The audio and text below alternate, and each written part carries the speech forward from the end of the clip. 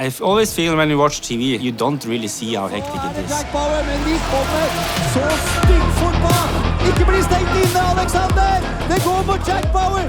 It looks very smooth and in the sprints looks sometimes a small elbow, but it doesn't seem so hectic and dangerous as we feel it inside the tank. Så kommer Greipel til høyre. Alexander Kristoff i midten.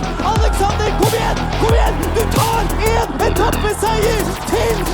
Etappeseier nummer 2! I'm Alexander Kristoff, and I will say I'm a sprinter, but I can also survive a little bit of climbs. Yeah, I have 4 kids, wife, and been cycling for more or less all my life. Since I was 9, I started with the road cycling, and now I turned 37 this summer, so it's been a big part of my life to be on the bike. I've been racing many years with Alexander Kristoff, or World Championship with the national team. He's the oldest on the team, but his sense of humor sometimes, maybe it doesn't seem like, but he's one of the guys that's joking the most and speaking the most around the dinner table, and doesn't take himself seriously at all.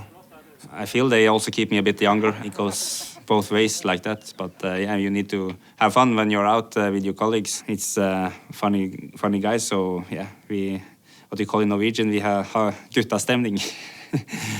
No, Alexander Kristoff, he's a good add to the team, not only on the bike but also off the bike, in the bus or around the dinner table, which is also important. Tour de France is a long race, 4 weeks away, so the ambience, atmosphere, it's important. This small movement in the peloton, you often see they shifting from right to left, is because they try to block each other. To block another team, if coming with speed and you manage to block them, they have to brake and they lose their momentum and they lose a lot of energy, because then you need to speed up again and cost a lot when you're doing 60, 70 k an hour. Sprinters are different, but I prefer really to be delivered in the front in high speed. Nå har du et kjempemulighet, Alexander Kristoff! Søren Berntsen fra Mandal! Det er 500 meter igjen! Kom igjen nå! You need a guy that can take the speed faster and faster and kind of launch you into high speed. Søren is really good at that. You save about 40, maybe up to 50% of being behind your teammate when you're going about 70 kilometers an hour. He's taller than me, so I can get a lot of draft behind him. Søren is the perfect lead out.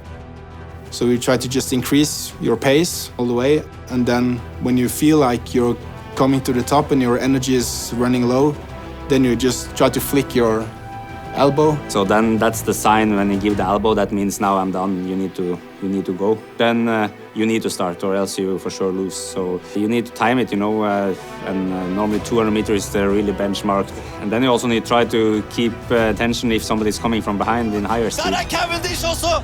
Der kommer vel Philipsen etter hvert med Mathieu van der Poel. 200 meter igjen for Alexander Kristoff. Men der Mathieu van der Poel og de andre over. Og så går Søren Berntsen ned. Og der kommer Ewan, det Jasper Philipsen.